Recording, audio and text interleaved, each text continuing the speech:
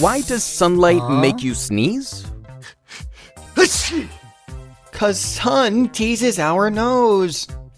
No. Oh. Wait, I'll explain. Sneezing caused by sunlight or bright light is called photic sneezing. According to a prevailing theory, it happens because of a thick nerve bundle called the trigeminal nerve.